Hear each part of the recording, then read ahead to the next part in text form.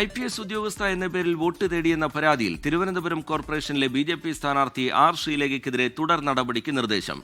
തിരുവനന്തപുരം ജില്ലാ കളക്ടർക്ക് തെരഞ്ഞെടുപ്പ് കമ്മീഷൻ നിർദ്ദേശം നൽകി. പോസ്റ്ററുകൾക്ക് പുറമെ IPS ഉദ്യോഗസ്ഥ എന്ന പേരിൽ വീടുകളിൽ നോട്ടീസുകൾ വിതരണം ചെയ്തുവെന്ന് കാണിച്ച് ആം ആദ്മി പാർട്ടി സ്ഥാനാർത്ഥി രശ്മി TS നൽകിയ പുതിയ പരാതിയിലാണ് നടപടി.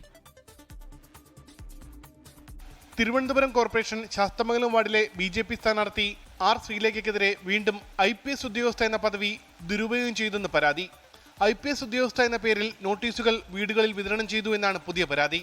വാർഡിലെ ആം ആദ്മി പാർട്ടി സ്ഥാനാർത്ഥി രശ്മി TS ആണ് തെരഞ്ഞെടുപ്പ് കമ്മീഷന് പരാതി നൽകിയത്. വീണ്ടും എല്ലാ വീടുകളിലും ലീഫ്ലെറ്റ്സ് കൊടുത്തിരുന്നതിൽ IPS അതുപോലെ അതായത് അവരുടെ അഭ്യർത്ഥന കൊടുത്തിരുന്നത് BJPക്കാർ IPS വെച്ച് തന്നെയാണ് കൊടുത്തിരിക്കുന്നത്. അതൊന്നും വിഡ്രോ ചെയ്യാൻ പറ്റിയിട്ടില്ല. അപ്പോൾ അത് കൃത്യമായ mode of code and conduct പ്രകാരം ഇലക്ഷൻ കമ്മീഷൻ്റെ നിയമപ്രകാരം അത് തെറ്റാണ്. അപ്പോൾ അത് കാരണം BJP കാൻഡിഡേറ്റായ ശ്രീമതി ശ്രീലേഖ മാഡത്തിനെ അയോഗ്യയാക്കണം എന്നാണ് ഞാൻ പരാതി കൊടുത്തത്. പരാതിയിൽ തുടർ നടപടി സ്വീകരിക്കാൻ ജില്ലാ കളക്ടർക്ക് തെരഞ്ഞെടുപ്പ് കമ്മീഷൻ നിർദ്ദേശം നൽകി. പരാതിയെക്കുറിച്ച് അറിയില്ലെന്നും വിഷയത്തിൽ പ്രതികരിക്കുന്നില്ലെന്നും R. ശ്രീലേഖ പറഞ്ഞു.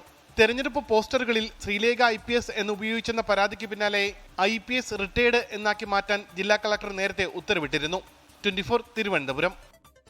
ലോകത്തെവിടെയായാലും ഏത് സമയത്തും 24 വാർത്തകളും ഓഗ്മെന്റഡ് റിയാലിറ്റി പാക്കേജുകളും എക്സ്പ്ലെയിനറുകളും വിശദമായി കാണാൻ ഞങ്ങളുടെ YouTube ചാനൽ നിങ്ങൾക്ക് സബ്സ്ക്രൈബ് ചെയ്യാം.